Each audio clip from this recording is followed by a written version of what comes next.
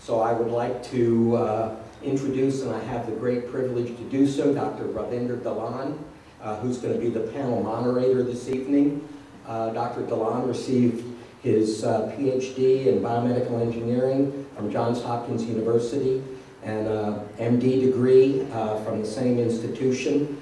And furthermore, in the year 2007, he earned an MBA program, an MBA at the Wharton School of Business at University of Pennsylvania. So he is a true triple hitter, and we're very pleased to be able to have him as our panel moderator tonight. After doing a residency or part of a residency in oncology at Massachusetts General Hospital, Dr. Dhalan left to pursue his real passion and ambition, and that was to solve major clinical problems and to contribute to global issues in healthcare. And he had brilliant ideas about non-invasive, highly sensitive methods for prenatal diagnosis. And in year 2000, he formed a company called RabGen, which is an acronym for Rapid Analysis of Variants in the Genome. And that company is located in Columbia, Maryland, because of its proximity to academic institutions like UMBC, as well as a number of businesses as well. And in fact, two of Dr. Dhalan's employees are second-year students in our MPS program in biotechnology. I would like to say that Dr. Dhalan is now going to introduce our panel members and lead the discussion. And then at the end of the formal program, we're going to have time and encourage you to network with panel members and members of UMBC staff. So, Dr. Dhalan. Thank you very much. Thanks, Ray. All right, first of all, everyone can just call me Rad. You don't have to call me Dr. Dhalan. Whenever anybody calls me Dr. Dhalan, I'm usually in a big trouble or something like that. We're all going to be just very informal here. Everybody here on the panel is really happy to just answer your questions and to just have an informal conversation with you all. First of all, can everybody in the back hear me? Does this microphone work well? No? Okay. Let's put it up higher then. Can you hear me now? All right. Basically, what I'm saying is, let's just have an informal conversation. And the title of this panel discussion is really bench to business, or you can think of it as how we go from the bench research to biotech business, and what type of job opportunities are available, and just what type of entry points there would be for students to enter the industry. And the industry is pretty large and it's growing. But instead of going over questions that you can just answer by searching into Google, like how fast is biotech growing and how big is the industry, how many jobs there are, I thought we should, we as a group just thought that we just skip all that, because you guys are better at searching on the internet than we are. I think it's better to just talk informally about, number one, why we're passionate about the biotech industry, and to just tell you how we got into the biotech industry. And one of the things that I have noticed really is most people get into the biotech industry just sort of through happenstance. So I think what I'll do, rather than introducing everybody sort of the formal way, what I'd rather have everybody do is on the panel is just informally give a 2 to 4 minute discussion or introduction as to how they got to where they are today. And the reason for that is whenever you do business, the first thing to do is to get to know everybody, okay? But before everybody introduces themselves, I'd like to get to know you all. Just in very simple form, just raising your hands, I'd like to know, first of all, just who's in the audience. How many of you are undergraduate students here? How many of you are at UMBC? Okay. So about half, or maybe a third to half are undergrad students. How many of you are master's students? Okay. And how many are high school students? I heard that there may be some high school students here. Okay, so mostly, it's divided, it's kind of split between undergrad and master's students. Are any PhD students, or? All right, excellent, excellent. So we have a good mix of students from all different levels. How many are looking for jobs in the sort of the next year to 2 years? Okay. And how many of you are seriously considering the biotech industry as a possible career path? Excellent, excellent. So almost 2/3 of you. All right, good. Now, there's more than 50 to 70 of you, so it's going to be a little difficult for us to get to know you in 30 minutes. So I think the meaning the 30 minutes that we network afterwards. What I'd like to do is to have you first get to know everybody on the panel. And I think the number one thing is this. You've got all of our email addresses in your packets, okay? And I think it would be good if you just kept that. Even if 3 months from now you think of a question, everyone on the panel is more than willing to help you guide yourselves into the biotech industry if that's what you choose to do. So without any further delay, let me just have everyone introduce themselves. So Keith, if you don't mind starting, just give a brief discussion of how you got into the biotech industry and what your path was here. Sure. Everybody hear me now? I'm throw here. I'm trying to get close enough to this mic so everybody can hear me. Yeah, my name is Keith Weber, and I'm with the FDA, where I work with the Center for Drug Evaluation and Research. I'm Deputy Director of the Office of Pharmaceutical Science. And our office regulates the manufacturing and product quality for pretty much all of pharmaceuticals except for blood and vaccines and cell and gene therapies, which are in the Center for Biologics. So we have within our office biotechnology products, which are some of the most interesting we've got, I would have to say. I think I'm a little biased from my background. But we also have the small molecules, traditional pharmaceuticals, as well as generic drugs that we regulate. How did I get where I am? Well, let's see. I started out in a chemistry program at the University of Denver, studying chemistry. It was something I was kind of always interested in. But I didn't jump right into college after high school. Took a few years off. I really wasn't sure at that time what I really wanted to do career-wise, which is probably true for a lot of people at the time they leave high school. And so I got a degree in chemistry, primarily organic chemistry from the University of Denver, and then looked around for graduate school because I was really interested in biological chemistry at that point.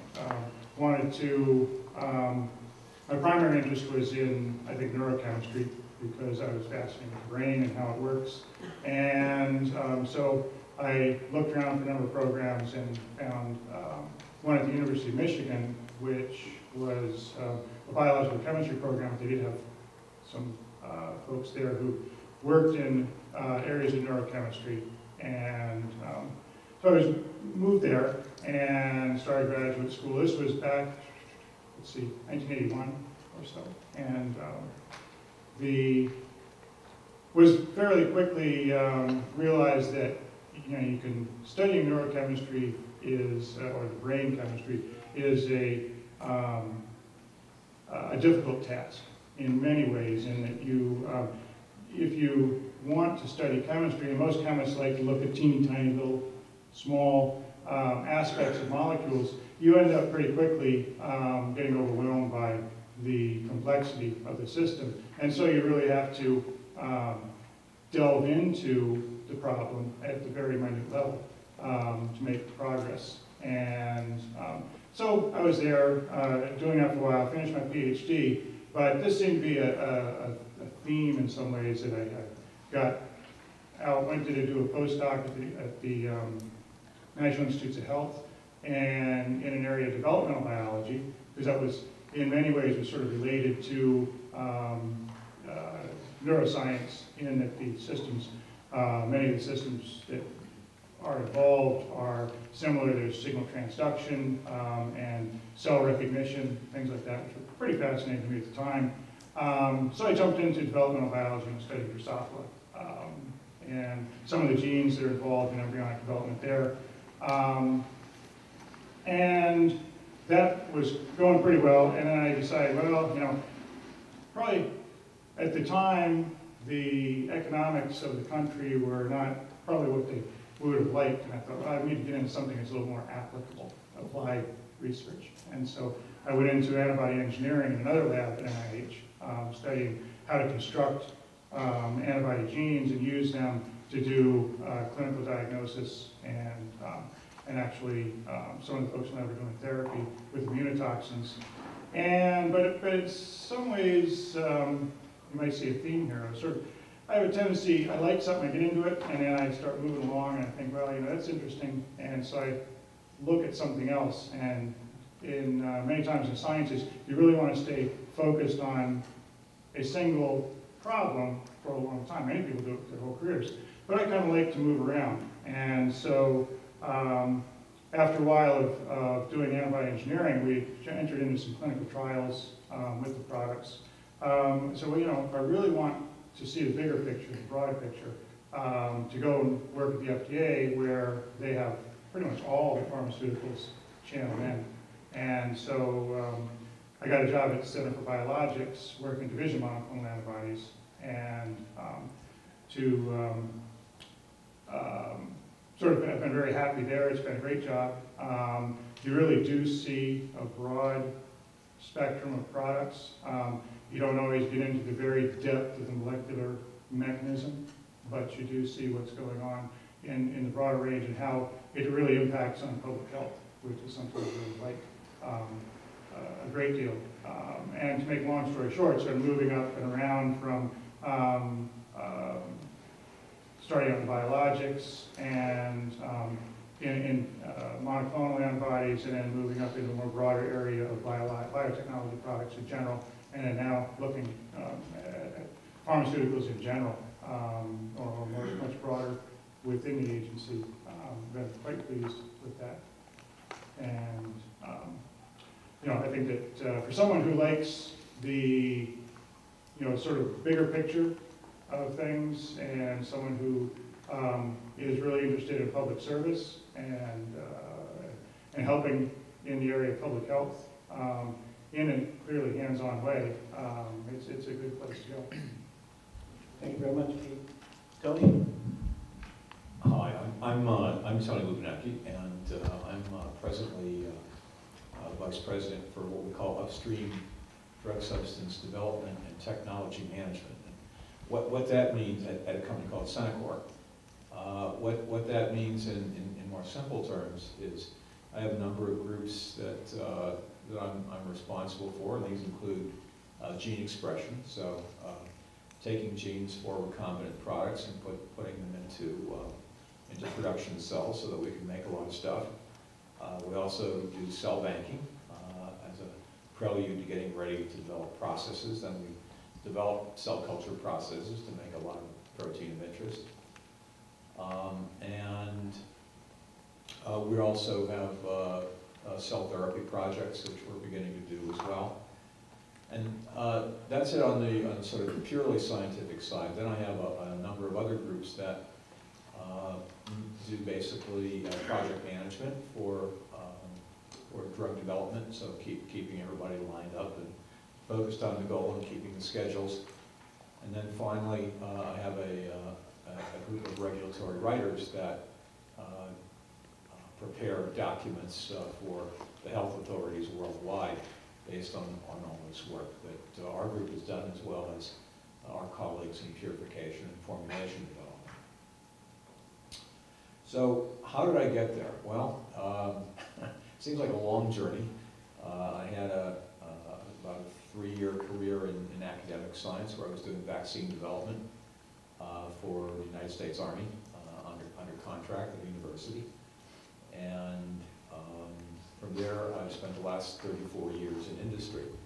And I basically found the same things apply in both the academic setting as well as the industrial setting, and that is you have to be flexible and do good science no matter where you find it, because you're not sure what funding is going to be like in the future and what topics are going to be in fashion or out of fashion. This is true of companies, and I'm sure it's true of academic institutions as well. So you need to get a good general background and be flexible and be in the right place at the right time. Biotech in general, I think, has been characterized since its founding of basically being an opportunistic branch of science, as opposed to chemistry, which tends to be a little more programmatic.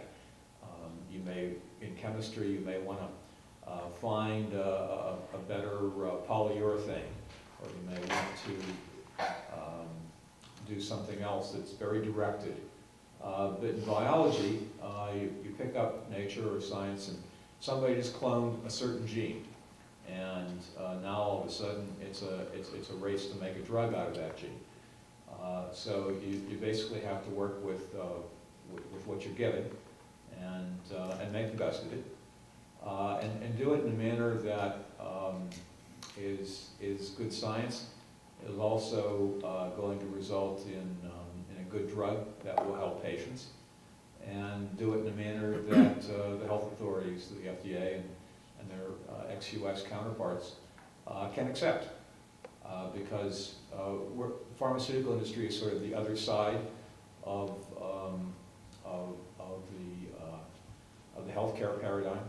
The mission of the FDA is to protect the public health and also to get new products to market. But without the industry to provide those new products, you can't advance the public health. The public health would stay at whatever level it's at without those new products. So it can be a very exciting field. New discoveries are happening all the time, and my job has been largely one of trying to basically convert new discoveries into new drugs.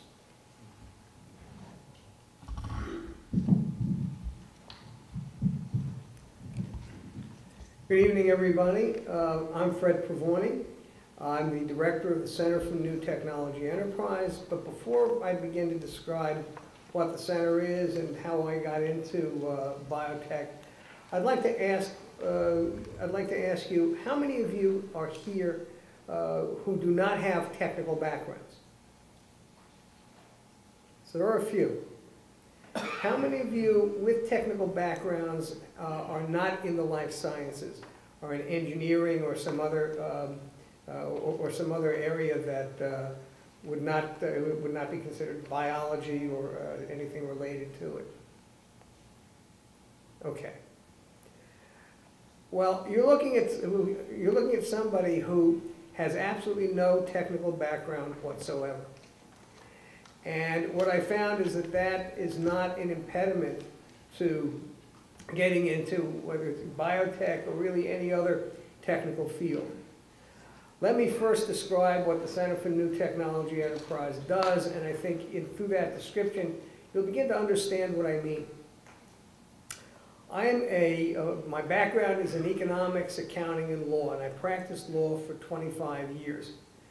Before going into academic life almost exactly 10 years ago. And what the center does is a culmination of that 10 years of experience. It's a web-based transdisciplinary organization. So we get students from just about any discipline you can imagine. We team them up, and we have them mentored by what is now an international network of law firms, accounting firms, business valuation specialists, regulatory specialists, and other professionals. What we do is that we have our students working with universities, government laboratories, and other research organizations to evaluate technologies, find new applications for them, and then identify entrepreneurs, which could include the students themselves, who want to start new businesses around them. So we're looking here at new venture creation. I tell people if they want to license their technology to Merck, go somewhere else. That's not what our program is all about. But we also work with startups. And what we do with startups, again, with the students under supervision and mentoring, is we provide a pretty comprehensive suite of legal, business, technical, regulatory, communications, and other services at rates that are competitive with what somebody would pay their babysitter. So the purpose of our program is to give the people who participate in it very, very practical, real-world experience, so that ultimately, if they're coming out of an academic program and decide that this is not the direction that they want that's not the direction they want their careers to go in, they now have some experience dealing with business, dealing with intellectual property and other legal problems, dealing with technical matters in a transdisciplinary way, so that they learn a little bit about what Other people do, and this therefore gives them at least some experience by which they can either start working with startups, work for a startup, or create their own startups. And we also have programs that are international in scope, and we also have a program that promotes entrepreneurship among undergraduates and students in grades K through 12. So it's a pretty comprehensive program, but the touchstone of it is that it is multidisciplinary and it's web-based so that we can attract students from anywhere and take advantage of opportunities and work with clients anywhere as well. That having been said, I know I didn't answer the question about how I got into all of this. And I was a practicing lawyer for many years and decided to go to work for a company out in the Midwest. It's called Monsanto. Some of you may have heard about it in connection with the work that it does in the area of agricultural biotechnology. Well, as it turned out, I ultimately began to, I started out in other areas, but ultimately I, from a legal perspective, ran Monsanto's biotechnology program. Because my wife and I come from the Northeast and not the Midwest, and we got a little homesick, ultimately we came here, and in addition to practicing law, I also began to work with universities and companies that were spun out of universities and became involved in the entire process by which technologies go from bench to business. I also began, because of the work I did at Monsanto, I began to represent an organization called the Industrial Biotechnology Organization, and ultimately was asked to do the legal work that resulted in the merger of IBA and another organization called the Association of Biotechnology Companies into what is now called the Biotechnology Industry Organization. And I represented Bio from its, actually from before its inception until about 10 years ago when I became a professor up in Albany, New York, and became the founding director of what is now called the New York State Science and Technology Law Center, a program that, among other things, did research and provided advice to academic institutions on legal and policy matters regarding technology commercialization, had a statewide legal assistance program for startup technology companies, and also ran a very successful venture capital forum that continues to this day. So here I am, without a technical background, now working exclusively with technology companies, whether they were in the life sciences, in software, in information technology, nanotech, or whatever. And what I discovered is that if you have an open mind and you are curious and you're willing to learn, you don't need a technical background to do all of this. In fact, if one were interested in working in the area of intellectual property law, the only area in which you would need a technical background is if you were a traditional patent lawyer that drafted patent applications and then prosecuted those applications through the patent office until the patent was actually granted. To engage in licensing, tech transfer, intellectual property litigation, or trademarks, copyrights, any of the other IP fields. You do not need a technical background, and you can, any lawyer, at least in theory, is eligible to do that kind of work. On top of that, in terms of being able to translate what you do in one field to work in another, again, what I found is that once you begin to get some experience, that transition, while it could be a little bit bumpy at first, doesn't really take a tremendous amount of time. And there is a lot to be said for on-the-job training. The point that I'm trying to make here is that biotech, as it exists today, has many facets to it, facets that may not have been thought of as such as recently as, say, 5 or 10 years ago. You're all familiar with bioinformatics, but there are other kinds of applications of biotechnology and engineering, or biotechnology and business, or biotech and information technology, so that these areas have been melding. And the fact that you may not have a background in the life sciences, or like me, don't have a technical background at all, really should pose no impediment to your ability to find a career in this field. Biotech is a growing industry. It's an industry that just about every state is eager to go after, because it's a relatively clean set of technologies. The jobs that are created are highly paid and high value added. And so a state like Maryland, for example, is committing itself to spending over $1 billion in its Bio 2020 initiative, with the hope of getting about $6 billion more in private investment, to be able to build upon the success that it's already had, and create new companies that would be able to provide additional jobs.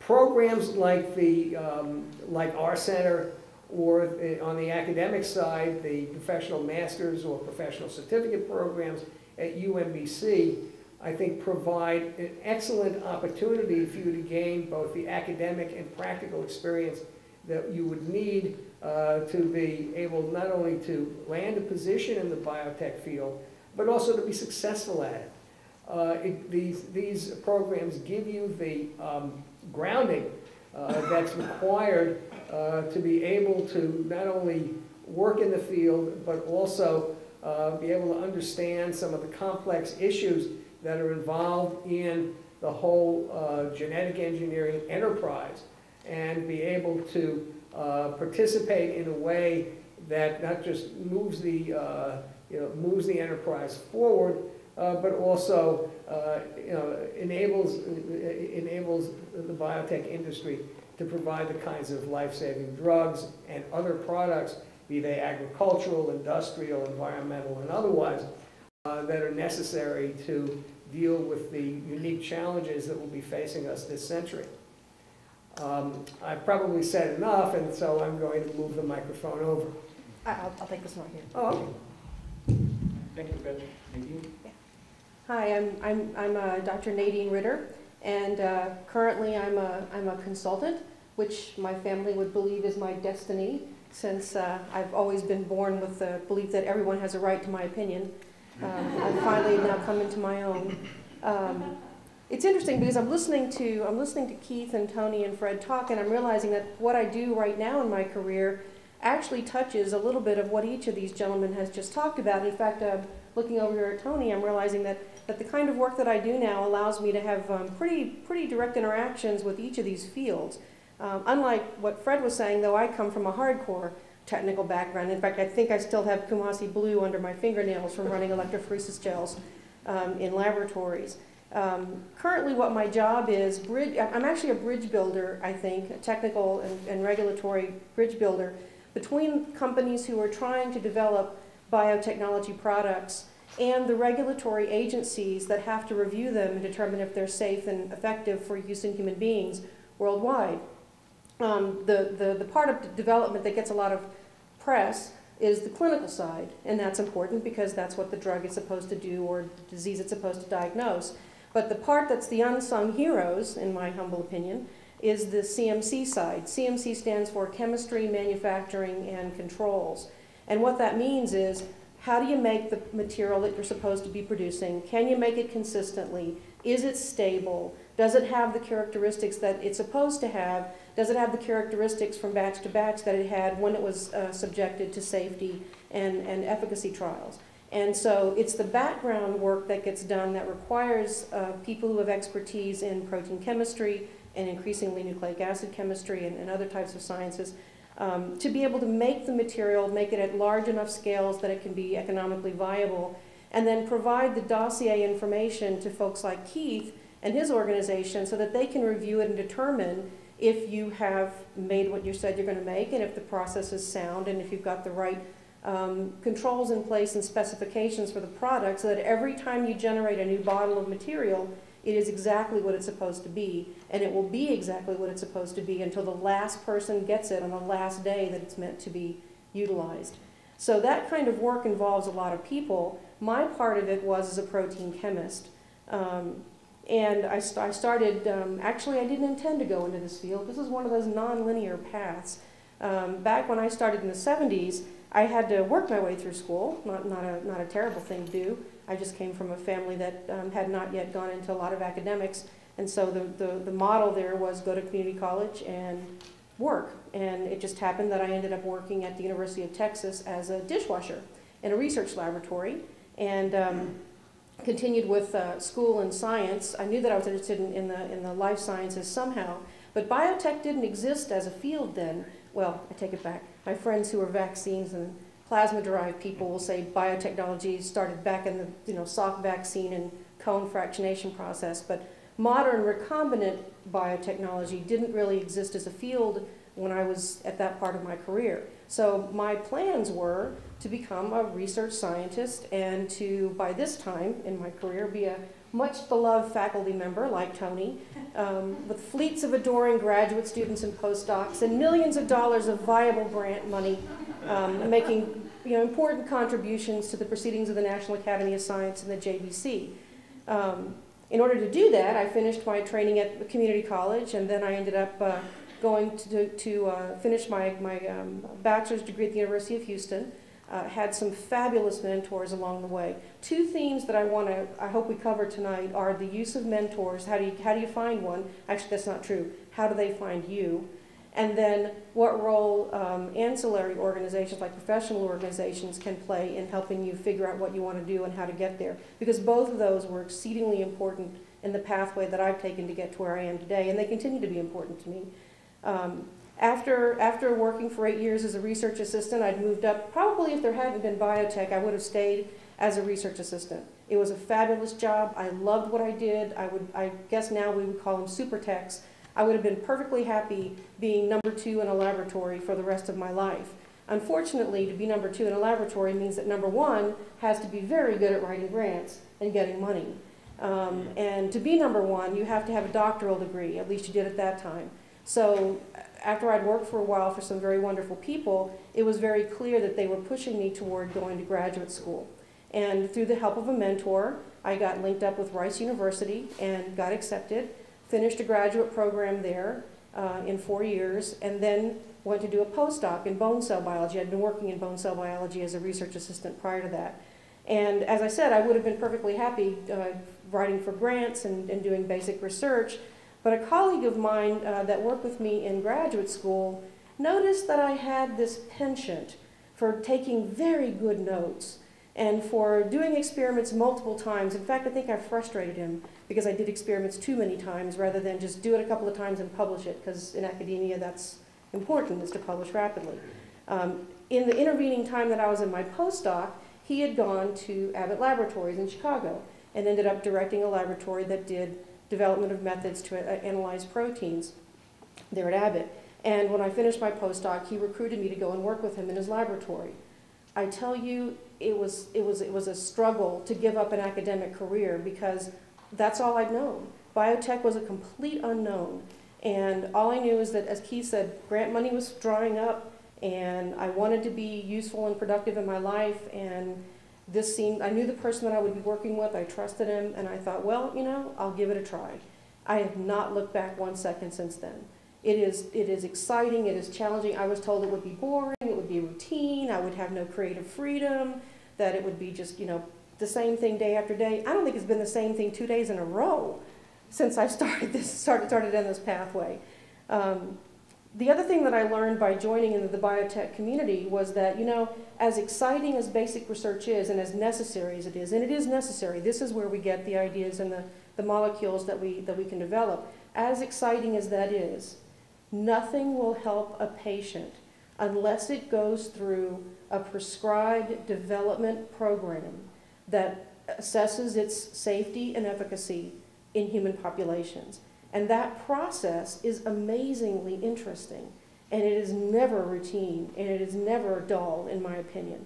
So starting in that area at Abbott Laboratories, working on proteins in a laboratory that did method development, because my specialty is analytical chemistry, I worked there for several years and probably would be happy there now if it wasn't that I'd met someone else in a professional organization that had a laboratory here in Rockville that we actually used. It was a contract testing lab, and we actually used them periodically for some of the work that we did at Abbott. And ultimately, he recruited me to become the director of the analytical division here in Rockville for that contract testing laboratory.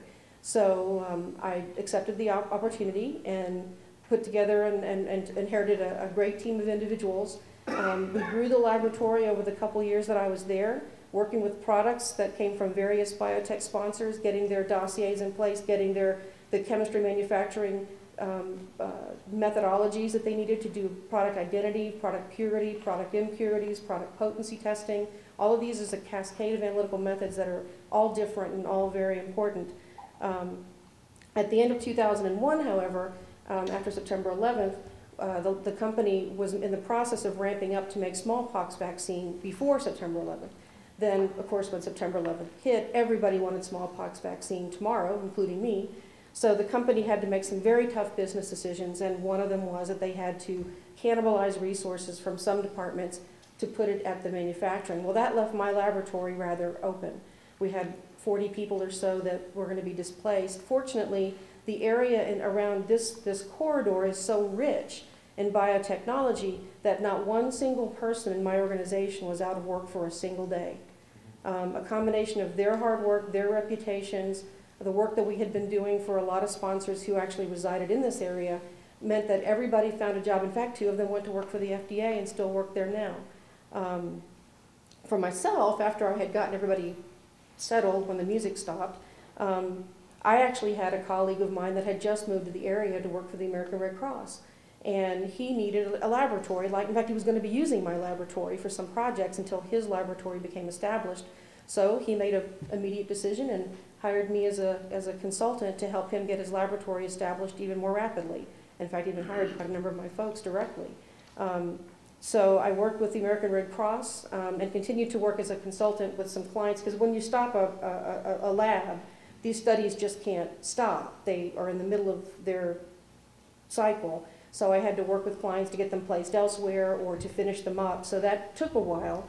And as that went on, more people found out that I was in consulting, and the phone started ringing more and more. And at least as of today, thank goodness the phone still rings. I guess when it stops ringing, I'll go knocking on somebody's door for a job. But at this moment, it seems to be continuing. And somewhere along the way, about 3 years ago, some of the projects I was working on were with other consultants from a company called Biologics Consulting Group. And over a course of a year or 2, they finally convinced me that they needed an analytical specialist on board, and I joined them. So now I'm an analytical CMC consultant for this group, Biologics Consulting Group. But you can see that the pathway was not necessarily linear. Each step along the way, I wasn't prospectively planning to go into industry, or I wasn't prospectively planning to go into consulting. But it just happened that being at a certain place at a certain time with certain contacts and certain capabilities meant when an opportunity arose, I was able to accept it, and that turned out to be very successful. So hopefully what we'll get to talk about today in the discussions will be things like the roles of organizations and mentors, because I think that they certainly were important in my career. And now, thanks to Tony, I get to reactivate that latent academic gene, because he favors me with the ability once a semester to give one lecture in an academic environment. So thank you, Tony. All right, thank you, Nadine. Well, we also have our son on our campus. So. Yes, that's right. I'm now a proud UMBC mom, thanks to Tony. All right, so we'll have 2 Tonys here, so we'll have Tony M and Tony L. So Tony M. Okay, I'm Tony M. I'm Dr. Antonio Moreira, and I'm Vice Provost at UMBC for Academic Affairs, and also Professor of Chemical and Biochemical Engineering. Just in a nutshell, what does a Vice Provost do? I'd say we do everything, including washing windows and all of that. But essentially, my office, I'm responsible for a number of the infrastructure aspects of the campus, so things like library, information technology, international education services. And so if a student needs a visa, my office or someone in my office will take care of that. I also have two large centers, a center for healthcare studies called Hilltop Institute, and also a center for women in information technology that is designed to attract young female students to stay in technology careers. I also have responsibility for overall academic building construction on campus. I handle all the new academic program proposals for the state, all the academic program reviews. I take care of all the space allocation on campus for academic affairs, etc., etc. That's why I said we do almost everything that you can think of and imagine. In terms of my career, the key point I wanted to make is that, as you start sensing from the presentations before me, is that there are indeed a variety of entry points to biotechnology. And I almost dare to say that no matter what your field is, specifically expertise or interest, there is probably a place for you in biotech. And just a matter of finding where that niche might be, but certainly coming from science or the non-science areas, there are plenty of needs and plenty of opportunities to work in a biotech career or a biotech-related career. I come at it from a different angle yet. I'm an engineer, so I guess I'm the only engineer here on the panel, I assume. I got my degree in chemical engineering from actually overseas in Portugal a few decades ago. And one of the things that I wanted to do, and that's maybe another tenet of my career, is that I always wanted to be the first one doing something. I did not want to repeat what someone else had already done. And so I remember that I was maybe 20, 21 years old, getting to my senior year in chemical engineering, and I wanted to be a professor. And I talked with the chair of the department, and as Nadine's point of having a mentor or a role model, he really was my idol at that time. And so I went to talk to him, and I told him I want to go on to be a professor like you are. But I wanted to do something that no one has ever done in Portugal in chemical engineering. What is it? And he looked at me and said, well, if I knew, it would have been done probably. But he was more into the pollution area, atmospheric pollution research. And so he said, well, there is environmental engineering. And I said, no, that's been done. I don't like that. And then he said, look, there is biochemical engineering. I heard about it. I don't know what it is, but I hear it's great. So I said, okay, that sounds good. Well, how do I do biochemical engineering? And he said, I don't know. But the chair of the pharmacy is a good friend of mine. Why don't you go and talk to him? It must have something to do with bio stuff. So go talk to him. So I went to talk to him, and he had no clue also what biochemical engineering was. But he said, look, I did my PhD in the United States. In the US, they do everything very well, so I'm sure they do biochemical engineering. So I'm going to contact my mentor in the US, and I'm going to ask him for you, what is biochemical engineering? And so we got the book about a couple of months later in the mail, and the book was called, the title was Biochemical Engineering. It had three authors, Professor Suichi Aiba from the University of Tokyo in Japan, Professor Nancy Millis from Melbourne in Australia, and Professor Art Humphrey from the University of Pennsylvania in the United States. Guess where I went? University of Pennsylvania in the United States. So I wrote to Art Humphrey and said, I got your book, I think I can do this. What do I do to come to the University of Pennsylvania? And to my surprise, Art wrote back and said, I never had anyone from Portugal asking me to come to work in my lab. Come over, I'll pay for you. I'm there. So that's why I came to the United States. So I went to the University of Pennsylvania, got my PhD in biochemical engineering. I didn't realize until I got there that Art Humphrey was the absolutely #1 individual in the world in biochemical engineering. So, you know, luck also helps once in a while. So I got my PhD, and then my first job was as a faculty member. I wanted to be a faculty member at Colorado State University. Tony, can you speak up? Some of the people Sure. in the back are not able to hear us. But Okay, good. Just speak up. So I was at the Colorado State University as my first position. And again, I wanted to do something no one had ever done. So it was an agricultural engineering department. They had started chemical engineering. They wanted to get into the chemical and biochemical. So I was hired as the first biochemical engineering faculty member on the staff. So we got that going. And then I realized that I knew nothing about engineering. And I had never practiced it. So it was time to go to industry. And so I came back to the East Coast and went to work for a company called International Flavors and Fragrances. And got involved in all kinds of things, like making cheese crackers and potato chips and whatnot. But again, with a bent towards using biotech in some of these processes. And then another company just up the road from IFF called Schering-Plough, one of the major pharma companies, contacted me, and they were starting a project that had to do with alpha interferon. And I didn't know anything about it, but it sounded great. Plus was going to another area. It was going to be the first large-scale biological recombinant DNA product to come to the market. So I said, I'm there. So, so I directed the group at Schering, and we got the approval of alpha interferon in 1986. We had a big banner on the front door saying approved, 1986. And that was great, because at that time I learned to be involved not only as an engineer, but I was involved in medicine, in medicinal chemistry. I was involved with regulatory issues. I was involved with compliance, with quality control. It was just the overall process of bringing a product to the market. And that's what excited me when I then eventually was contacted by UMBC and was asked to come in and chair chemical engineering at UMBC and start growing a biochemical engineering department. And that has been, again, was the first thing to do, and so I said, I'm there. So we did, we started the program here at UMBC in biochemical engineering, led that department, and again, I've been growing the research and adding faculty, and again, stayed at UMBC now for 17 years.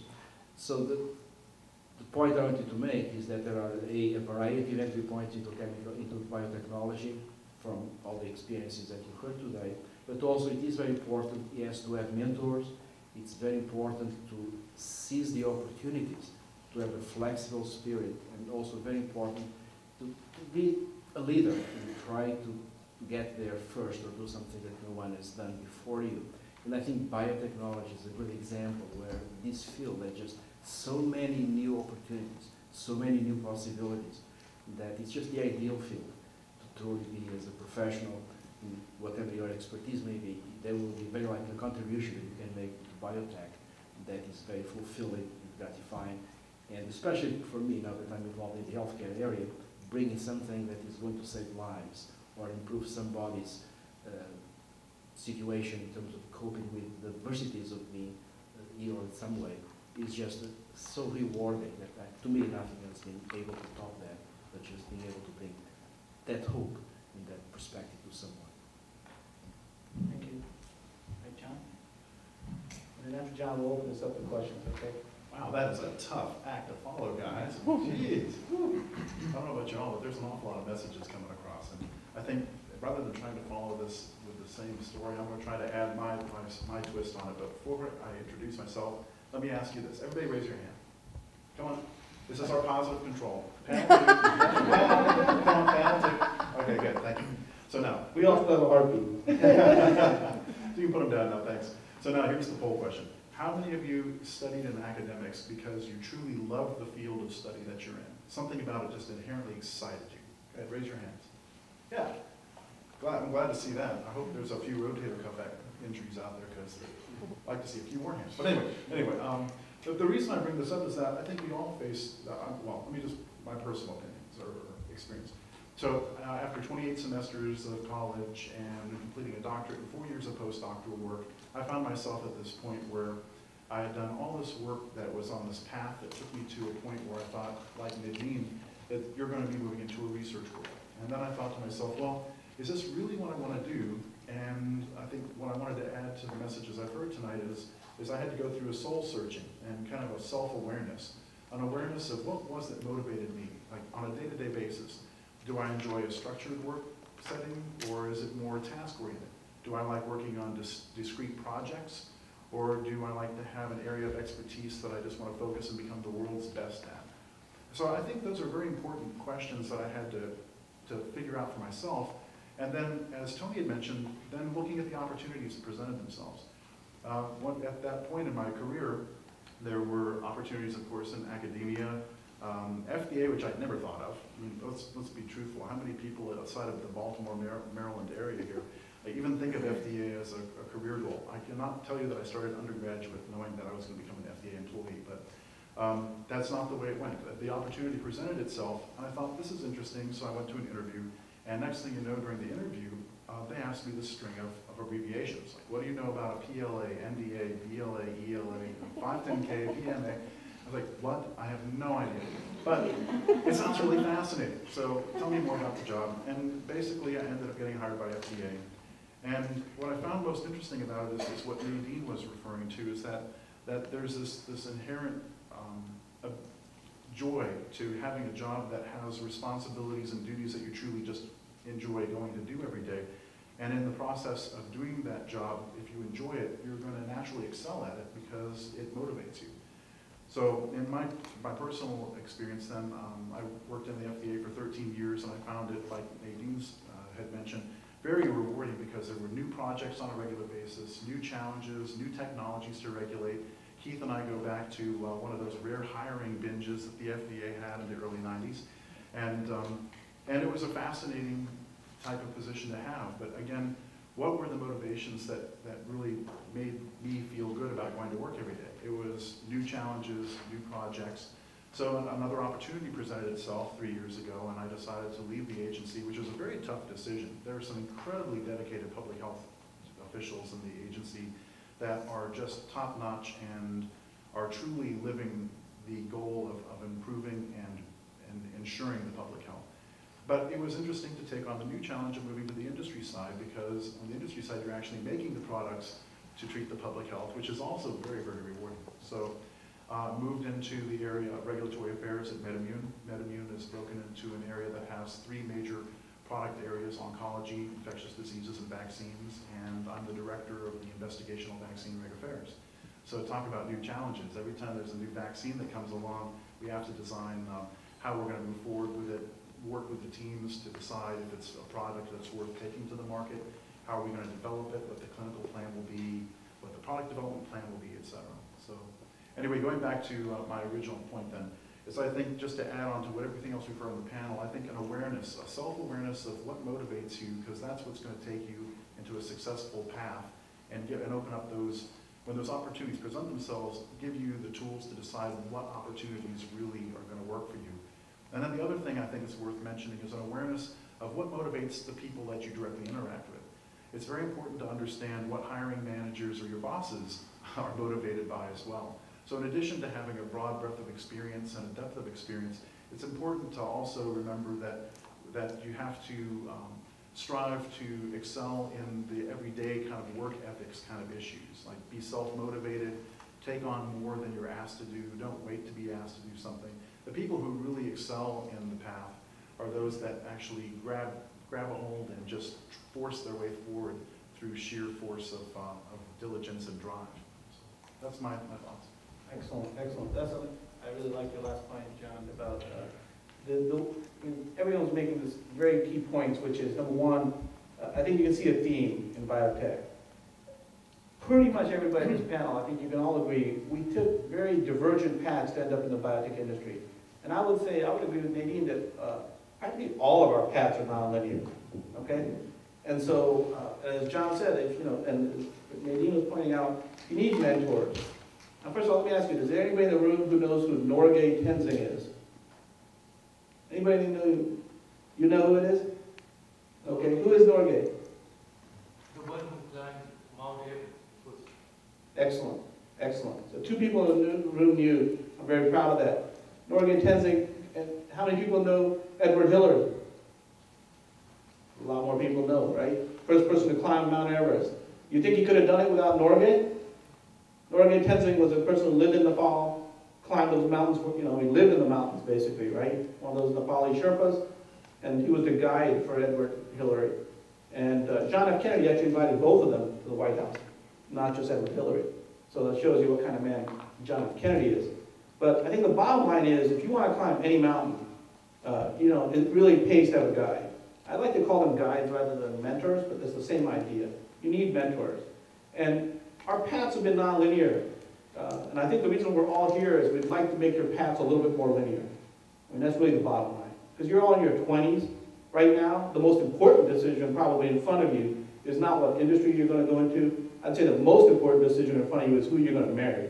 Okay? That's the number one decision. All right? Because that person, and I'm very fortunate with my wife, Hee-jung, who's Korean, you know, will determine pretty much everything. Okay? And if you're a good husband and wife, you'll learn like I did. You know, I used to go to the Air Force Academy. I ended up in Biotech through a really circuitous route. I wanted to be a fighter pilot when I was young. Air Force Academy, you know, you succeed if you ask just, you know, you just have 4 responses: yes sir, no sir, blah blah blah. You know, and so I always say yes ma'am, no ma'am. Things work out. So who you marry is going to be the number 1 decision. Number 2 decision is going to be what industry you go into, because that's going to determine your fulfillment outside the home. Who you marry is going to determine the fulfillment inside your home, and hopefully they'll be the guide. You should listen to them, because they're going to be your best guide. Okay? My wife is my best guide. She's the one, so I ended up in biotech, mainly because she told me, Rad, you're too damn impatient. Okay? You're never going to succeed in academics, because you like to get things done today, which is why I'm an ER doc. First of all, how many of you stayed up late last night watching the election? Excellent. It was a pretty historic election, right? I mean, it was pretty daggone exciting. And, you know, I think one of the things that you'll remember 3 years from now after this election's over is Joe the plumber, okay? And so from now on, just so that you can remember us all, just come up with a name tag for all of us, but you can remember me as Rav the ER doc, okay?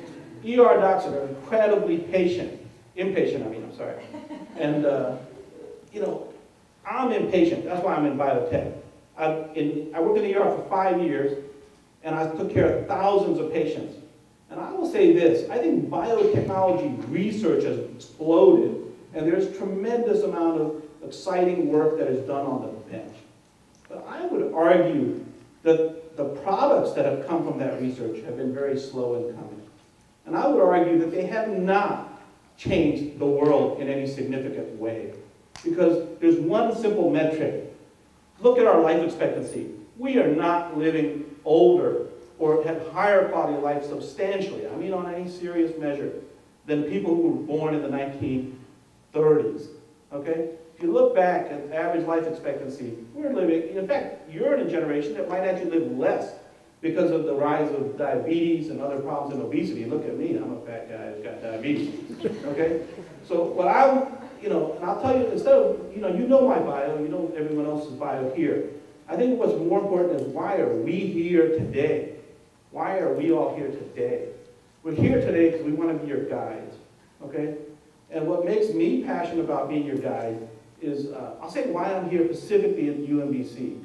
When, you know, when I was a senior in college, I met my wife. And on our second date, my wife is Korean, I said, and on our second date, I think she was trying to, she was cute as a button. I was totally excited about getting to know her better. But I think on our second date, she was trying to find a way to brush me off. Probably because her parents didn't want her dating a non-Korean person. And so she was trying to gently let me down, I think. But, you know, she asked me one question, which, thank goodness, I answered correctly and ended up working out well. But she asked me, you know, I was standing on Federal Hill, and back then from Federal Hill, you could see Johns Hopkins Med School, the dome. And she asked me, Rab, what do you want to do when you get older? And I said, I want to go to that med school. I didn't hesitate. I pointed to Johns Hopkins Med School, dome, and I said, I want to go to that med school, and I want to make a difference. That's it, period. And, you know, thank goodness she liked that answer, and we've been together for 25 years. But it didn't work out that way. A year later, when I applied to med school, I was brash, I was too confident, and I didn't get into Johns Hopkins Med School. I didn't even get interviewed by Johns Hopkins Med School, okay? That's how bad it was. I only applied to 4 med schools because I was too cocky, you know, the fighter pilot type of guy, right? And thank goodness University of Maryland saved the day and accepted me on the wait list, okay? Because I applied so damn late. I applied on the last day you could apply. And, you know, it was okay. At first I was bummed, mostly because I felt bad, because, you know, when you point to something, you know, you want to make it happen. Particularly if you point to it in front of the person you eventually end up marrying. Okay? So I was embarrassed, frankly. It didn't matter to me because I knew I could be just as good a doc. But it mattered to me on an emotional level that I didn't get that goal. But it still didn't piss me off enough. I'll tell you what really pissed me off and got me back to Hopkins Med School, and which is why I'm here today. I went to a party at Hopkins Med School, and about, you know, 3 or 4 people I knew in undergrad at Hopkins ended up in Hopkins Med School. And I'll tell you, when I went to their party, how they looked down at me really pissed me off. You know, because here they are, they're at Hopkins Med School, they think they're masters of the universe. And, you know, the guys at the University of Maryland, oh, you're at the University of Maryland, oh, nice to meet you. And they don't even want to talk to you any further. And I'll tell you, that pissed me off, okay? And that pissed, I am so grateful to those punks, because they got me so dead serious on getting back to Hopkins Med School that I started looking into how to transfer to Hopkins Med School. And I found out it wasn't easy to transfer to Hopkins Med School. They don't take transfers very often. But I did find that they like, you know, there has to be a reason why you want to go there, not just that you're a good student. So my first 2 years of med school at the University of Maryland, I proved myself academically, but I needed a good reason. There has to be a reason why, and there has to be a slot. They only, you know, allow you if there's somebody leaves or something like that. But in any case, so I didn't think anybody was going to quit Hopkins Med School. Those people, they were masters of the universe, they never quit, right? So, you know, I thought about how am I going to get over there. The MD-PhD program offered that opportunity. And I applied to biomedical engineering in part because there was no biomedical engineering program at the University of Maryland. They needed a pretty good reason to transfer. So that's how I ended up there. But how did I get into biomedical engineering when I wasn't an engineering student in undergrad? Because of the University of Maryland, UMBC. Because I went over to Hopkins BME department and I asked them, you know, look, I want to apply to your program. They looked at me like I was an idiot because I had never done engineering in undergrad. And you want to do a PhD in biomedical engineering? I said, yeah. And they said, well, you have no engineering background. I said, well, there's no reason to be, you know, come on, give me a break. I can figure it out. I'm in medical school, you know? And they said, well, you need to prove it to us. So Larry Schramm, who was the chairman of the PhD program, said, well, I said, well, tell me what you want me to do. He said, and he looked at me like incredulous, you know, how are you going to prove it now? You can't go back to undergrad. I was like, yes, I can. You know, I said, just make me a list of courses. And he made me a list, and I'm sure he never thought he'd see me again. I said, make that list longer, because he put down like 3 courses. And so he put down 6 courses. I said, make them hard, because I don't want to hear this crap about I'm not qualified for engineering. Okay? And so those 6 courses I took here at UMBC, mainly, really, frankly, because I couldn't afford them at Hopkins. The tuition's too damn much over there. Okay? And I came here and my eyes opened. I found students here who were like me. I'm a C student. Sometimes I got C's. But, you know, and I found some C students here. But what I really found was students here who had no ego. I found students here who were dedicated, who had, you know, a lot of social skills, who were just fantastic. And I am so grateful to UMBC for those 6 courses I took here because they allowed me to prove to the BME department that I was damn serious.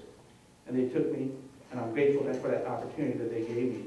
And my whole career path was pretty much set because of those punks who looked down on me. Okay? And so you all have helped me, UMBC, and that's why I'm here. I think it's the same reason that all of us are here. We're all here to help you because somebody in our path helped us. Okay? And we don't have enough time in one evening to get to know everybody. Okay? And you've heard our backgrounds, and I think that's important. But now let me hear your questions. What I really want to answer for all of you is how can we help you? What do you need help in? But really, for us to help you in any meaningful way, it's going to have to be a relationship over years, where you're going to have to introduce yourself. You're going to have to find a way to, as Nadine said, for us to get to know you. I mean, there's 100 of you. There's, you know, only 7 of us. Okay? You're going to have to be the students who take charge, as John says, who attack and who show seriousness of purpose, and then we'll take you seriously. You know, I can't guide 100 students. Just like Norgay Tenzing did not try to take 100 people up Mount Everest. But he sure as hell took the guy who was serious. Okay? And so what I look for is seriousness. But let me hear your questions. Let me hear how we can help you. And please ask whoever on the panel you think can answer your questions directly. Okay? I'll amplify the question and repeat it. Just stand up and ask questions.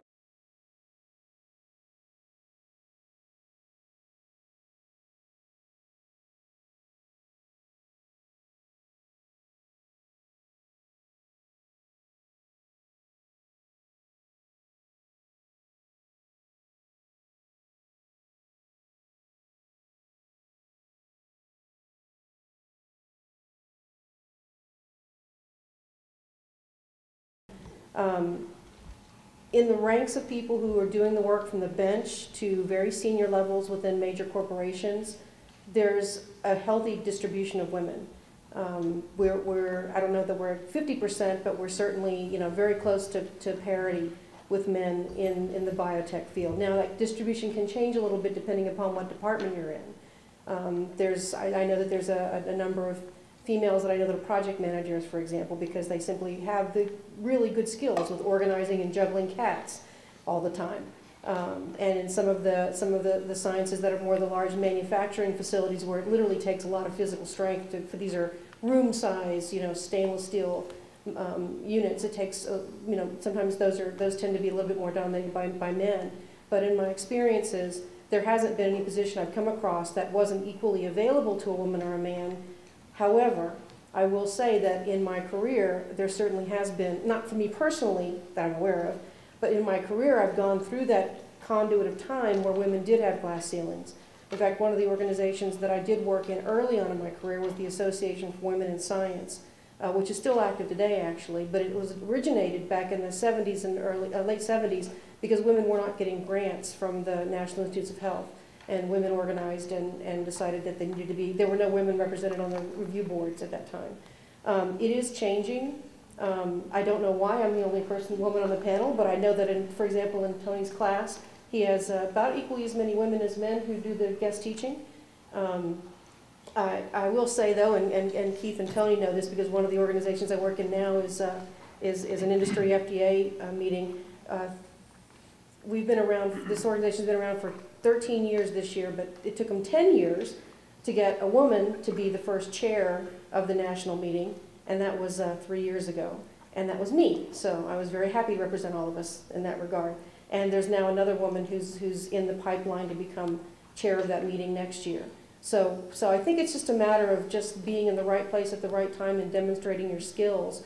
I don't see any systematic bias. I just simply see getting to the point where you've got champions, and men have to have champions too.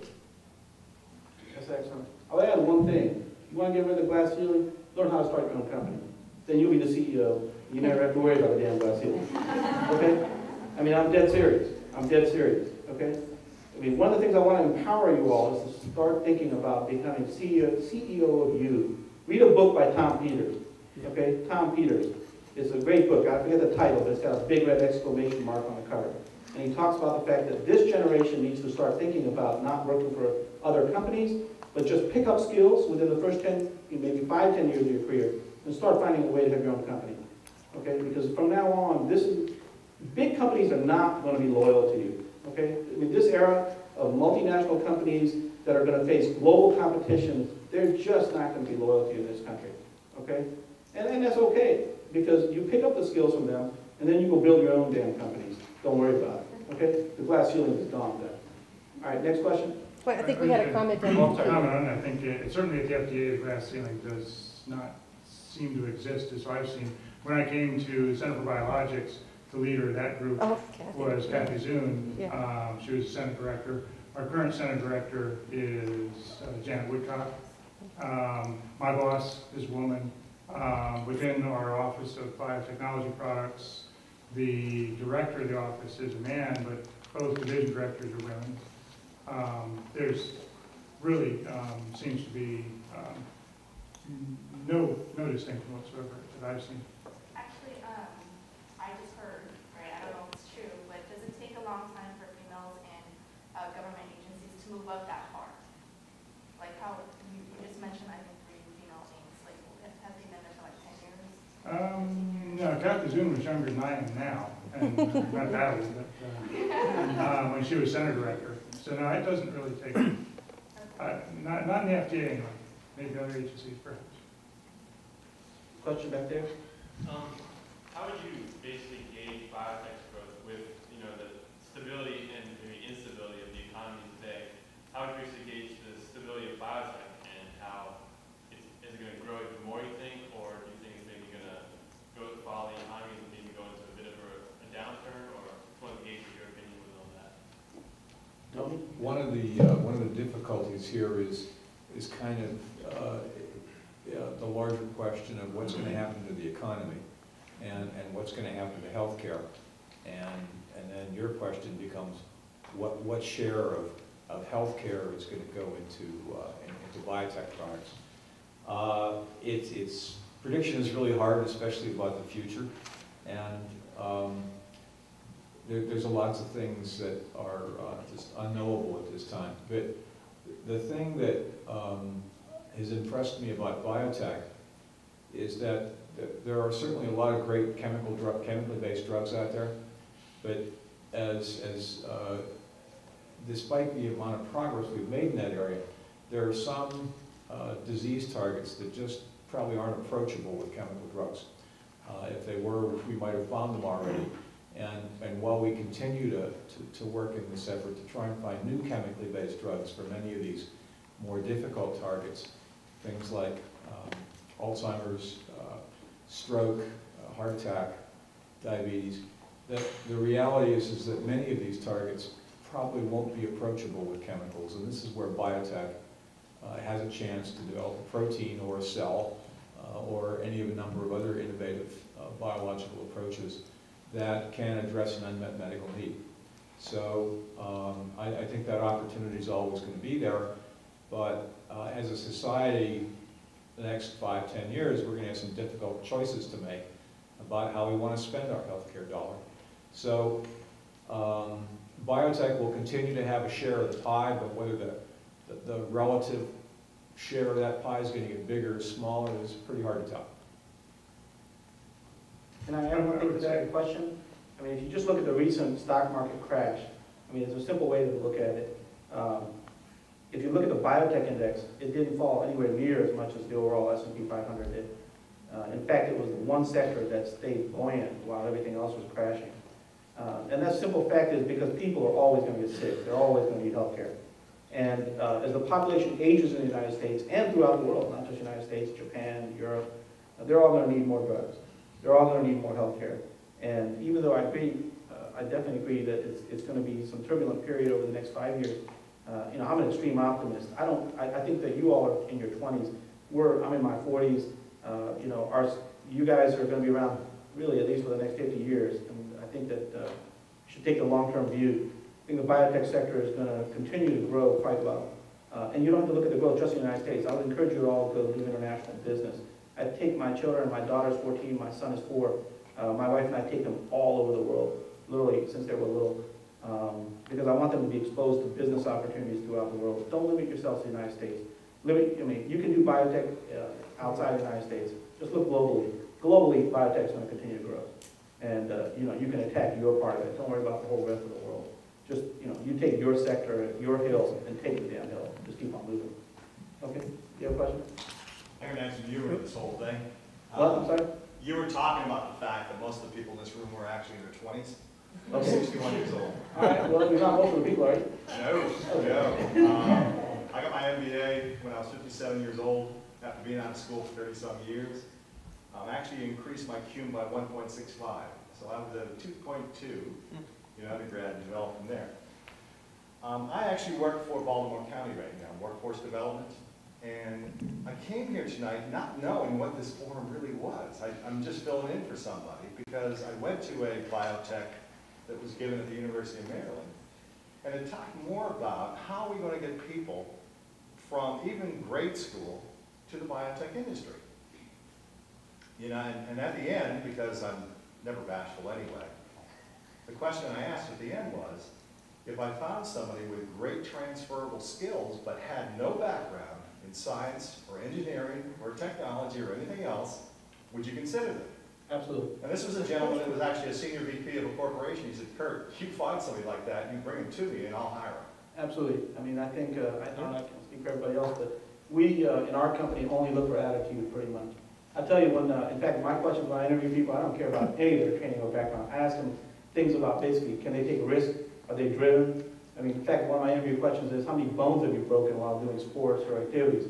Because if they haven't broken a bone, if they've broken a leg or an arm, you know, doing skiing, they take risk.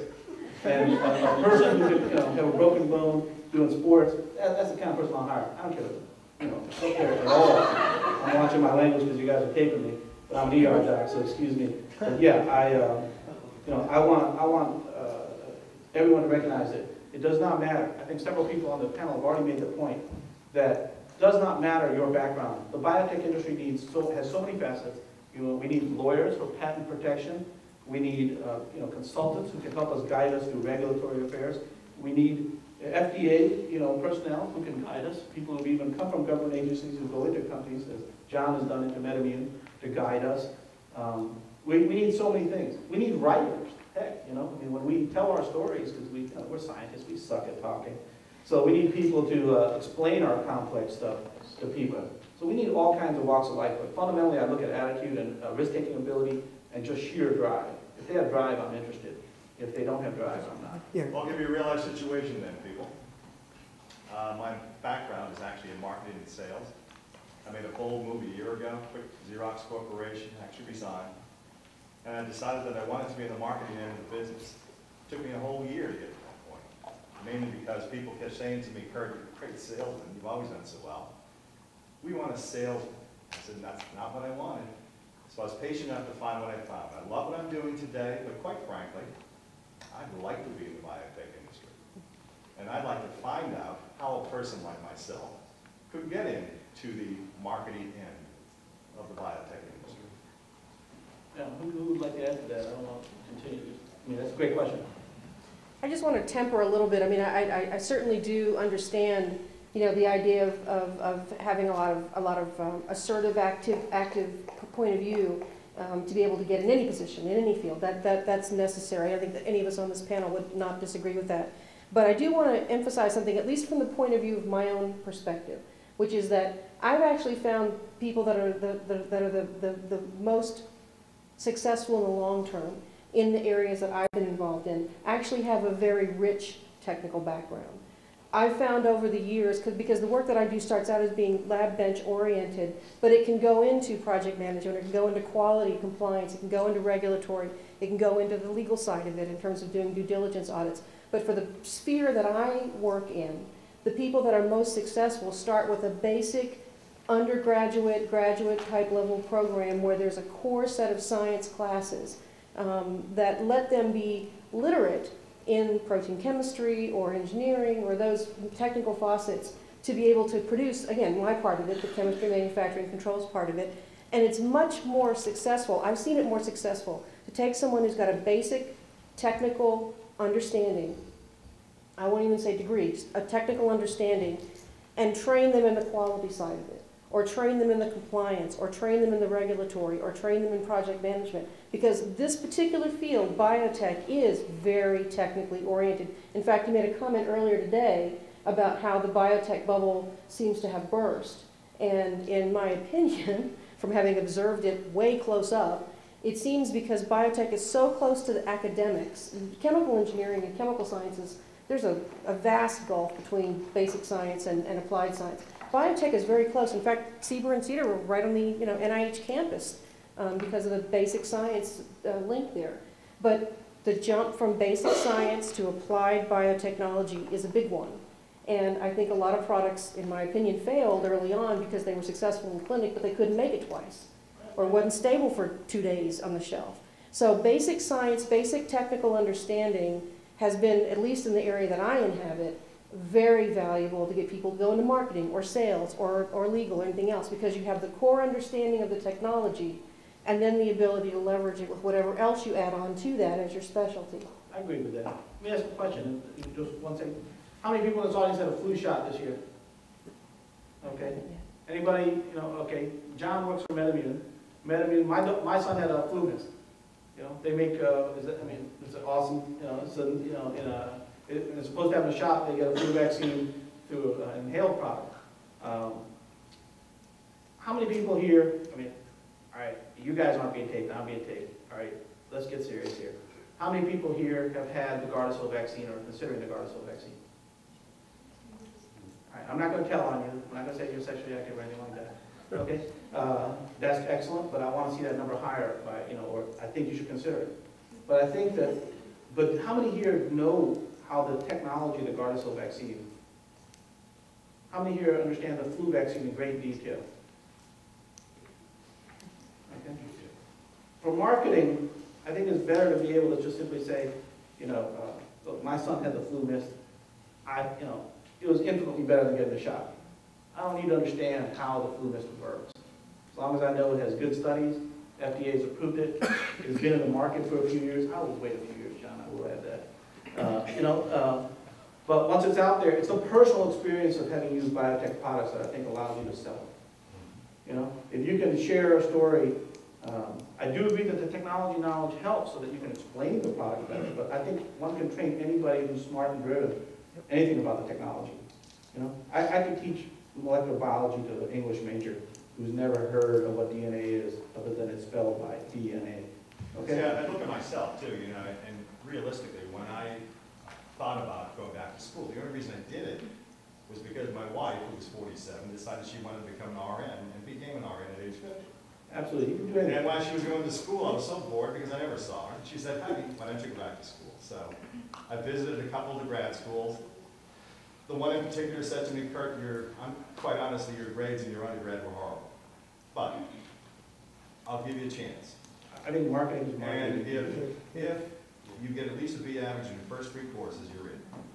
Well, got a B minus my first course, never looked back from there, got straight A's all the way through from there. So the bottom line is that really knowing nothing about the programs or anything else, anybody can get through anything. I think so. As long as you know enough about it to be able to get it across, that point across to someone else. And you can share a personal experience. Like, for example, Nadine mentioned smallpox.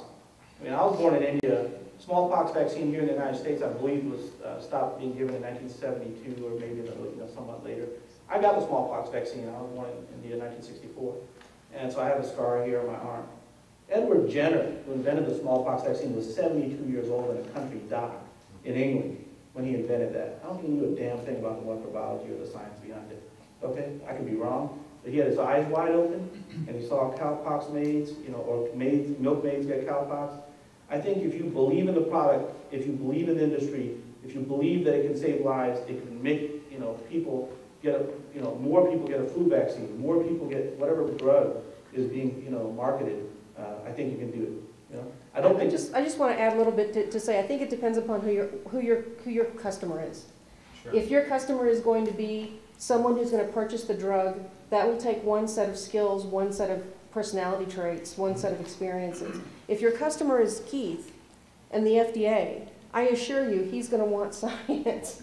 He's going to want to know the technical details behind what's in that particular bottle. So rather than just casting a broad brush here, I think the most important thing is to understand what facet of the biotech community, just the fact that we can have this discussion says it's an enormously diverse field because it can accommodate talents and specialties and experiences from different areas. But I don't want to walk away with the idea that you don't have to be technical for every avenue. You have to be very technical for many avenues, just not every one. I just add, don't want to stifle the questions, keep your hands up. But just to mention that our panel is fairly top heavy on biopharmaceuticals, but there is a huge bio industry out there, biotechnology industry out there that has nothing to do with pharmaceuticals. And there are vendors who support these industries, and they certainly need people who instruments and pick up on very quickly on the benefits of biotechnology and convey those in a meaningful way to their customers and their opportunities. Let me make another observation as well, and that is we spent a lot of time here talking about the healthcare aspects of biotech. And somebody asked the question about how is biotech going to fare in the economy that we're all suffering through right now.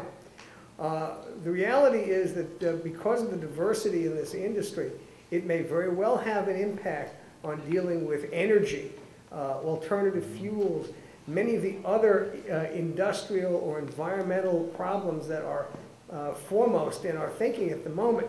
So that I think when you look at the opportunities that the, quote, biotech industry affords you, you have to look beyond just pharmaceuticals or agriculture and think of all of the different facets of this, that genetic engineering and biological processes can have on the diverse set of human issues or environmental issues that face us now and in the future.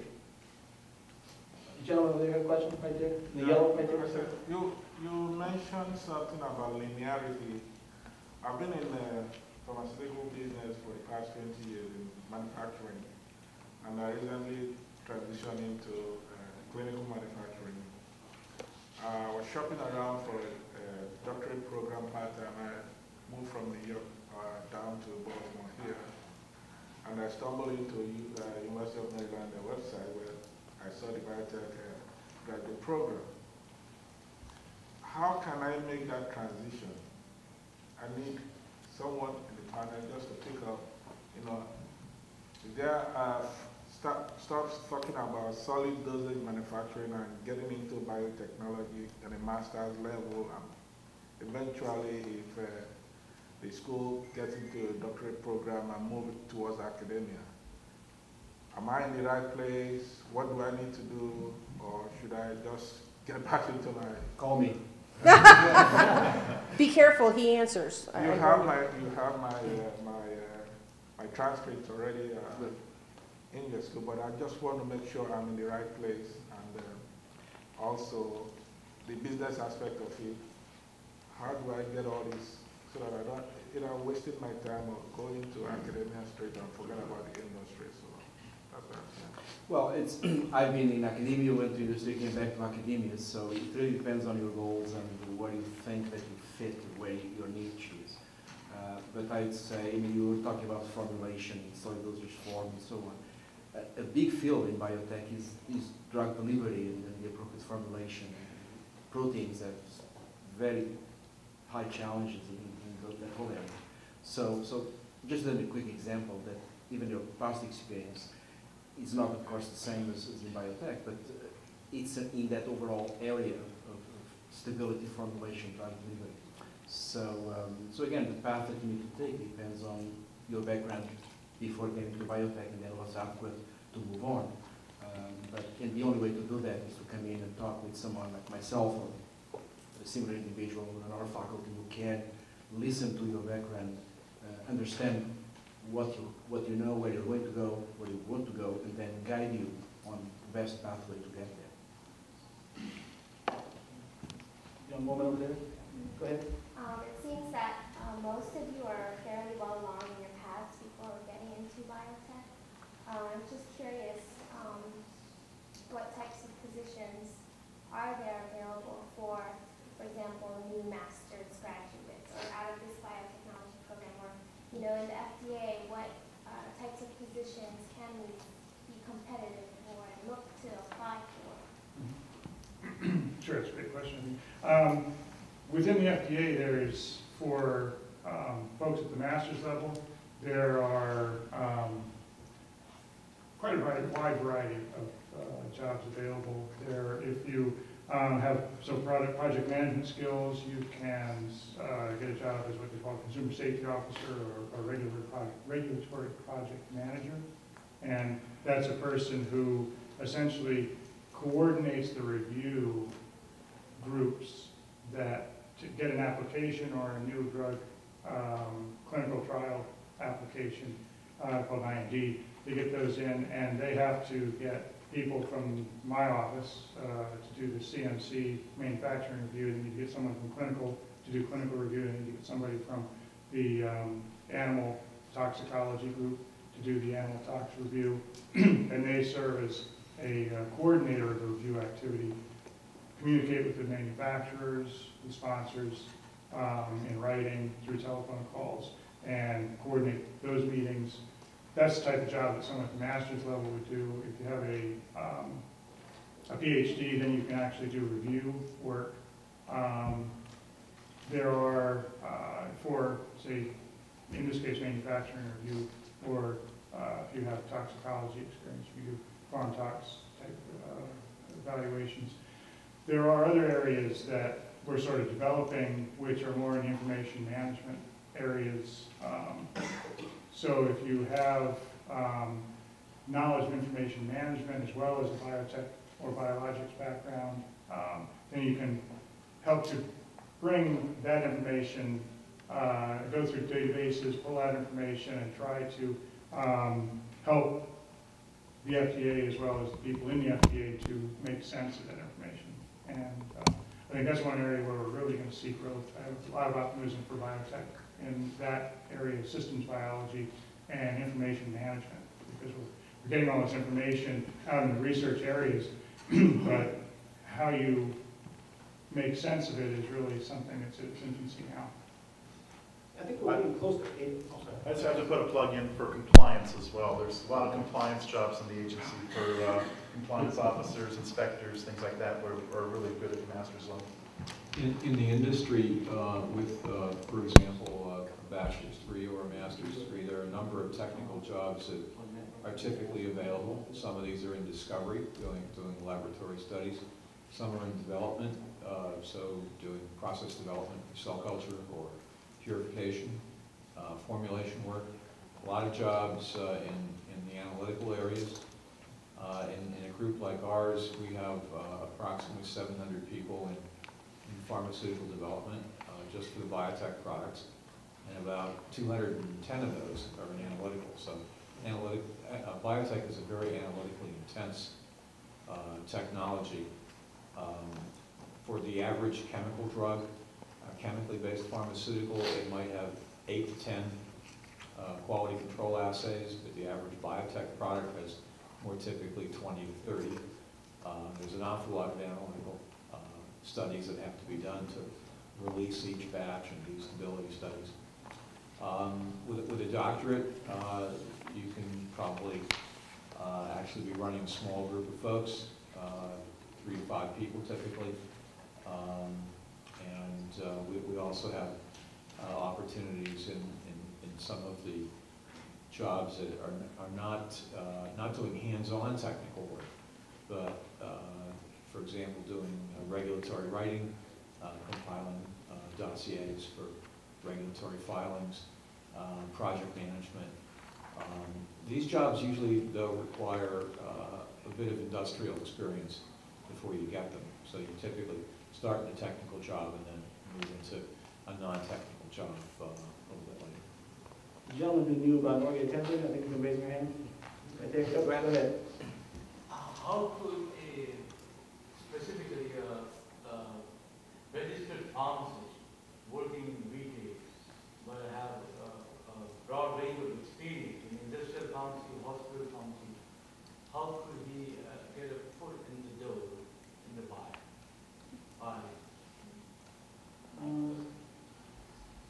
My brother is a retail pharmacist. He has his own pharmacy. He serves on my board. He's an investor in my company. You'll just have to email me, okay? So my sister and my brother are both pharmacists, and I'll help you with that question, okay? Just email me. At the technical end, we have a group called the Clinical Supplies Unit, which packs and distributes worldwide clinical supplies for all of our clinical trials. And we employ a number of pharmacists because the skills are basically dispensing, no matter whether it's going into a carton by Federal Express or in a retail pharmacy. The same skill sets are required.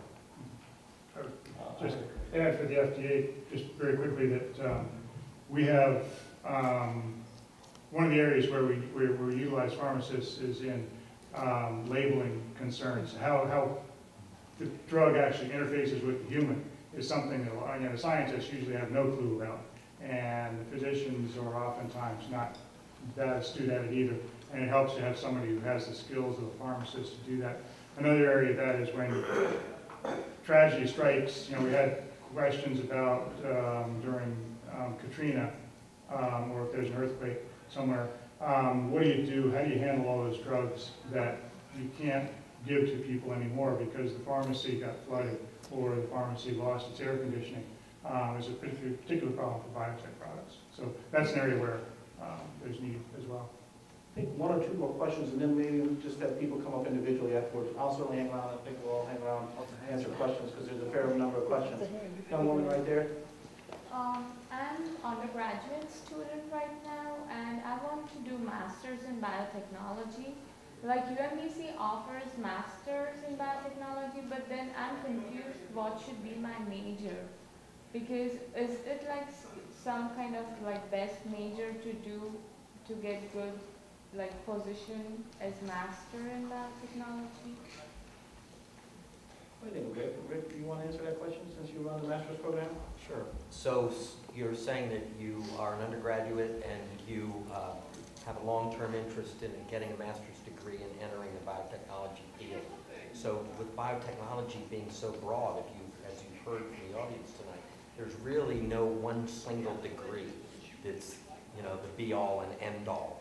There's biology, there's chemistry, there's engineering.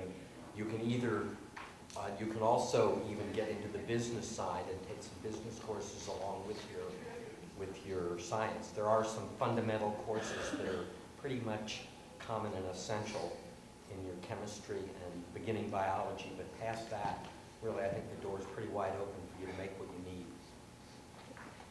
One more question, young woman right there. Right. So my question is, I'm an international student as part of, and I see part of my colleagues as from the PhD chemical biochemical engineering at UMBC. So I think I will use every opportunity that I have until the end of my PhD to ask this question until I get the answer that I want to hear. What are the obstacles that we are going to face as international students to enter into industry, American industry, for example, that our American fellow colleagues don't have to face? So, for example, a visa sponsoring. They don't need a visa sponsor. We do. But right now our OPT was increased from 12 months to 29 months. How are the companies facing this increase in time that we can work without a visa sponsor? Can I just clarify what you're asking? Are you asking how to stay in the United States in the biotech industry, or what the barriers might be, if any, to all of the worldwide biotech industry? No. For like as international students in the U.S., like studying in the U.S., and we want to work in the U.S. for technology companies. Oh, so you want to stay in the U.S.? Because I just got back from Malaysia, and I can tell you it's worldwide, and I'm sure Tony can tell. It's a worldwide industry. But you're asking about staying specifically in the U.S. To start, as a follow-up of our PhD work. Get a first job. For most of us, it's going to be the first job. As international students, we have extra barriers to overcome facing an American student. Right. I mean, I certainly know from experiences when I ran my own laboratory here in the Rockville area that we had a number of folks that were on the appropriate visas that were able to work with us for some length of time, and I never had any particular negative issues with those things. We seemed to have a legal department that was quite capable of managing all those visa issues, and I just knew that we had a number of international workers that were part of our team. As a matter of policy, we require that all applicants either be citizens or have a green card. So that's one thing that we require as a basic requirement. And we'll certainly, once you become an employee, we'll certainly help you to convert the green card to citizenship. But we require that you have a green card. Well, one thing I could add is definitely add to that. You might want to go to smaller companies who need your particular PhD skill set. Contact them maybe a year before you finish your PhD program. I would contact 3 or 4 of them, negotiate against all of them, play them off each other, and then get one of them to sponsor you. Because that's the way to break barriers. It's always negotiation. Everything's a negotiation. Everything can be done if you're willing to do the legwork and negotiate. And you have to approach the right audience. A large company is going to want U.S. citizens because they're not going to put out the effort as a company that absolutely needs your skill and your skill only. Okay, so what you have to do is identify those people, contact them personally. I would not use email. I would use phone or show up in person, and find more than one. 3 or 4 is generally a good number. 10 is too many.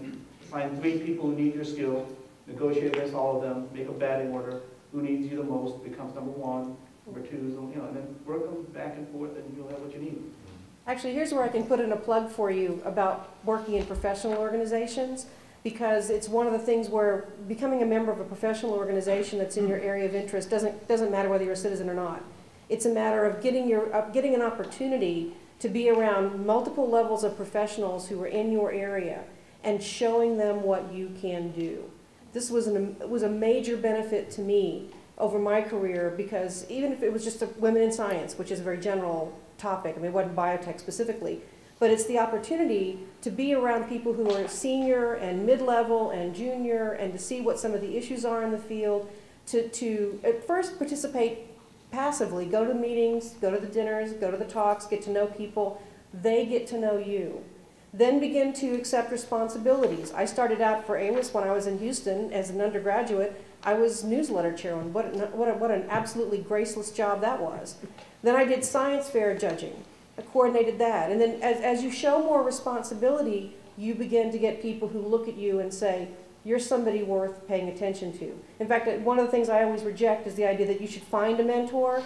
A mentor will find you. You need to be worthy of a mentor. And then, believe me, they will find you. But in my experience, a professional organization, whatever it is, and there's dozens, I'm sure, whatever it is, just get yourself involved in it, get yourself aware of it, get other people to know you. Then, if there's an organization that finds that you're valuable, or you've made the case that your skills are valuable, and that just the little hurdle is the fact that you've got a visa, that might be less of an issue than cold calling somebody. But I mean, even if it's not I recommend this for everybody. It's certainly, I started out with AWIS, I ended up going to an analytical chemistry group, ended up working for an organization that I met Tony and Keith in, WCVP and CMC Forum. Now I'm involved in the Parental Drug Association and a task force there. It's a parallel path to your career. It certainly, it augments it. And most of my career opportunities, frankly, have come from people I've worked with or people I've worked with in organizations. So I can't promote it enough. I'd like to add to that, the criticality of networking through professional organizations or other venues is just critical to being visible so that a mentor can see you. The other thing I was going to add is the kind of work you have done and the experience that you have gained in your PhD, for instance, is going to be very important. It goes back to if you really have done something that gives you that unique skill, it's going to be very attractive, much more so than if you did something that, yeah, it's novel, but it's kind of part of something already ongoing. The other thing is, depends, again, look for the opportunities. There are companies that do require citizenship or having a green card, others don't. There are companies that you can get with the H-1B visa, which allows you to work for 6 years. Again, you have to go through labor certification and show that there were no other applicants that had your skills. But for instance, universities are exempt of that. So if you want to become a faculty member, I have to put that plug in. So you know, and I can say that all my students, with the exception of one, international students, have stayed in the US. So it's possible, obviously. I mean, I would add that, you know, this university and all universities can give you book smarts, but I would absolutely encourage you to get street smarts. You know, this world moves on street smarts. I mean, you got to have both. And you know, I definitely encourage you. I mean, I sponsored one person about 5 years ago because I needed that skill. The person had the skill. You know, I went through the time and expense to do it. I had a young man just call me about 4 weeks ago, wanted sponsoring, and you know, I told him what he's got to do, and if he does it, then we'll consider it. So people who need, you have to find, people do things for their own needs. If you can match your needs with somebody else's needs, that's street smarts. You'll get the job done. You know, book smarts, take your books, put them in a box, hell, burn them, okay? Just burn them, all right? Because anyone can read books. You know, if you know English, they can have the same damn skill set you do, okay? What you need to do is to have skills that somebody else doesn't have. Ability to compete, okay? And to show why you stand out. So pick up the street smarts. There are many, many people who will help you if you can meet their needs. So figure out what somebody else needs. And that's not hard, okay? All right, I think, you know, let's just break it up, and anyone, I'll stick around for another 15, 20 minutes. So I'd like to thank all of you for participating in our first Bench to Business Forum. There are a couple things I'd like to tell you real fast. One is we're going to have an information session on April the 22nd in this room. I think it'll probably start at 6 o'clock, but you'll hear from us because we have all your contact information. That info session is going to be about the MPS program in biotechnology and the certificate program in biotechnology management. The second thing is, you all have evaluation forms. We really would like to hear from you and have you fill them out. If you turn them in, there'll be an extra special treat for each one of you for turning them in. And lastly, please join me in thanking our panel for sharing their experience